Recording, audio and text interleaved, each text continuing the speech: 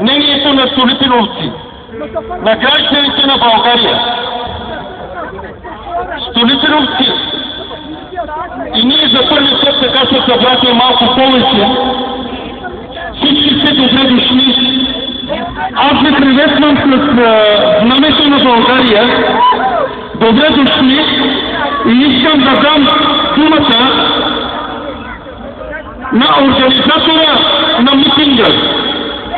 Тя не знам колко нашите медии ще издържат, обаче ние заедно с всички столипиновци ще решим кой да дойде на власт, кои хора ние ще избираме, защото без столипиновци, без гражданите на България, ние нито една политическа сила няма да подкрепи.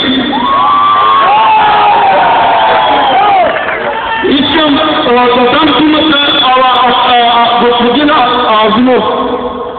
Искам на главния виновник да дам думата, който ние всички се събрахме да изразим нашето мнение. Ахмед Азим Тамбур, Бюро Абе.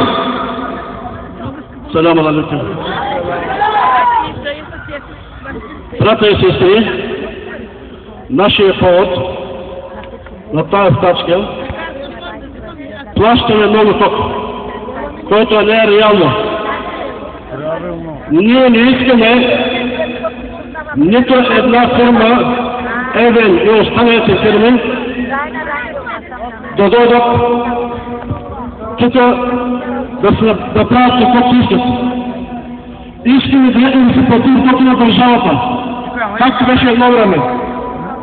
Не може тези хора, тази фирма да стъжи електромери, те както искат така да командат. Не стига, че не сме безработицата много голяма, те не взимат от 500 лева, ние не можем да платим тока.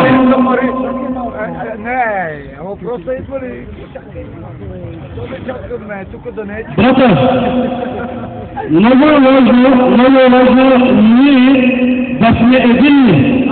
Това е единни да сме. Ако не сме единни, няма да може да учат гласа.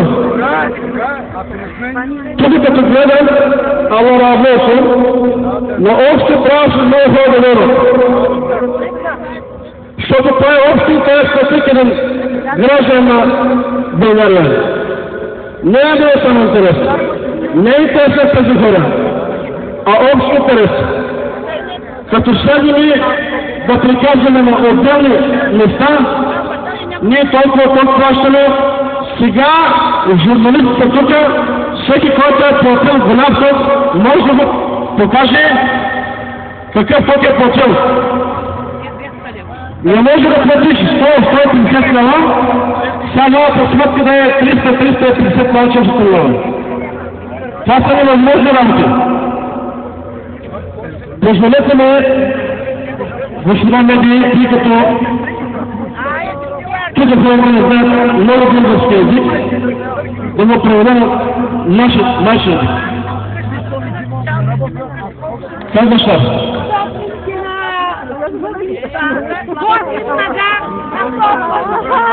Значи, нашия, бъдете. Окоран, Лашиш, избител на Текодия. Бъдете го приемаме, че ви да защитава целия.